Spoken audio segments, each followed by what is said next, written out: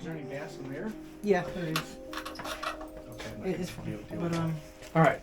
Yeah, so it's sat for a week. Okay. The lights are plenty bright. The battery says it's at. It's beautiful. Looks good. I mean, it says it's low now, but. Okay.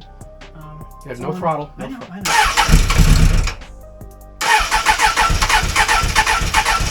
Okay, now a little throttle. Just a little.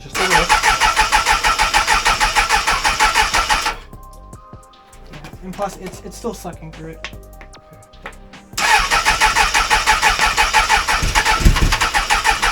Don't know where that's going. Yeah, it's still low. Now it's done. Yep. Don't let it go. So you may be wondering why I'm taking the carbs back off since I've already taken them off a handful of times in the last video. Well, as you can see there, it didn't want to start, and that was due to a few things actually.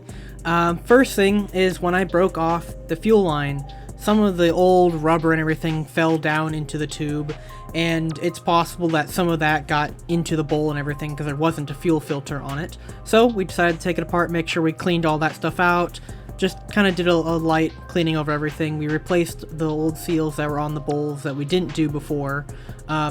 They didn't need it, but we had a new set in the parts bag, so we figured why not.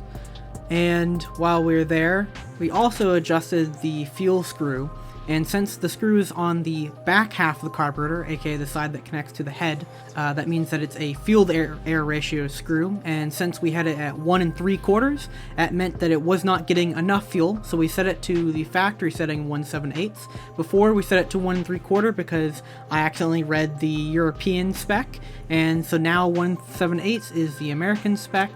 And actually later on I ended up putting it at 2 turns out, and that makes it a little bit more rich than it calls for, but it ran a lot better, started a lot easier, and let's see how it turned out. We also saw then in the manual that apparently the 2 outer carburetors required a different jet than the 2 inner carburetors, so we changed that, and it also helped a lot. Did you fill that bottle up? Good. Yeah, move that over there, please. Okay. So, yes. Carb tuned, at least to factory, correctly this time. Right, cleaned all up, all the debris out. Battery's plugged in. Fully charged, yep. Okay. It says it's at 14.2. Well, can't do much better than that. All right, should I hold that, or are you going to stick it back in here, or? I'm just going to hold it. Okay. Yep, very bright light. Run. Put choke. Baby choke. Yep.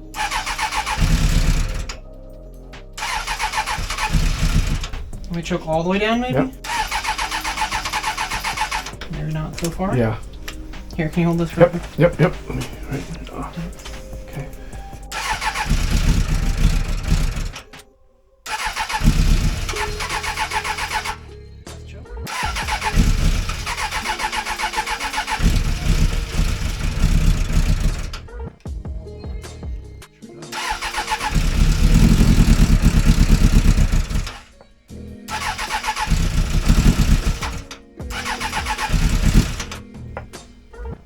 Give it any throttle it wants to die. But it's doing better. Yeah, let it warm up. Right.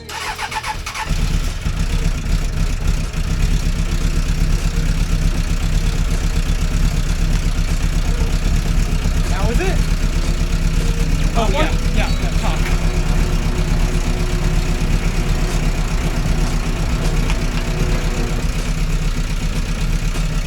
It's right at 1,000. Like dead at 1,000. What was the range? 1,000 to... It says 1,200 plus or minus 100. Right. So we're about 100 less than what it's supposed to be. The idle might be too low now. Let me change the air fuel ratio.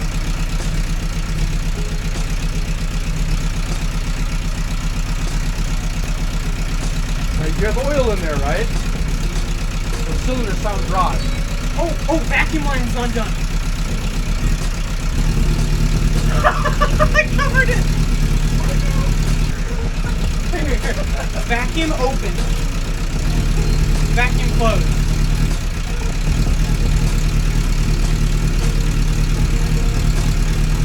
Okay, another one. And now? 1,200. Dead. 1,200.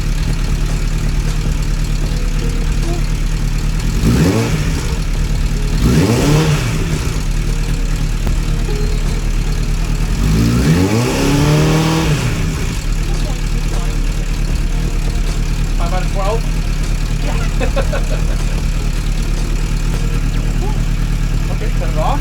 And try to start it. Yep, just starter button. No choke. Just starter button. And that's how it was last week. Right. Okay.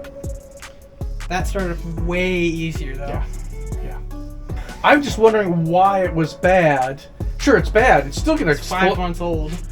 But what makes it bad? It breaks down. The actual gasoline molecule breaks down. So it doesn't ignite? Yeah. It becomes like inert. I would have liked to put a match to that stuff we just dumped out. Oh, I'm sure there's still plenty like flammable stuff in it. It just won't combust under the conditions it gives. Right. Well, the thing is tomorrow morning when it's cold again, Yeah. just to check it out. Okay. Good job, son. I'm just saying it's a lot warmer than last time. Oh, versus what it was So doing. we ran it for a while and I could still touch it, and it's getting to the point where I wouldn't want to touch it. Yeah, exactly. And I bet right now we'd start right back up. Should. No question. That was a little bit of air-fuel ratio tuning, new different jets, the outside ones, and And we got new all gas. of the above. Till then, okay, let's run on. 1 second. Temperature that it runs optimum at. Probably. Okay, just like all your cars have that little thermostat in there, and if it. I mean, there's no fan on the oil cooler. Yeah. So. Okay. We just want to make sure that oil is actually circulating too. Yeah. And who knows how old that is? I mean, that's broke. Talk about broken down. Yeah. I mean, when the other reason why I want to take out the engine is I want to take off the head and actually look at the lifters. Because you hear the clicking. I hear the clicking. Yeah. And so we might need to do a little bit of lifter adjustment. Honestly, what I'm thinking of doing is getting the ratchet straps that we have over there, Yeah. closing the garage door, and just putting in some eye hooks up, Yeah. some of the beams, And hang it. Yeah. Yeah. Versus getting the whole engine lift in here. So here she go. And All lights and go button. And I think that's where I'm going to leave off this video for today. A lot of progress got done. It starts up really great. I tried it the next day. It starts up just as well as it did right there. So it's running really nice. So next steps, oil change, and then we're going to start a different project, and we're going to work on that for a video or two, and then this will come right back, and you'll see how that intertwines. But don't worry, you'll see this motorcycle soon.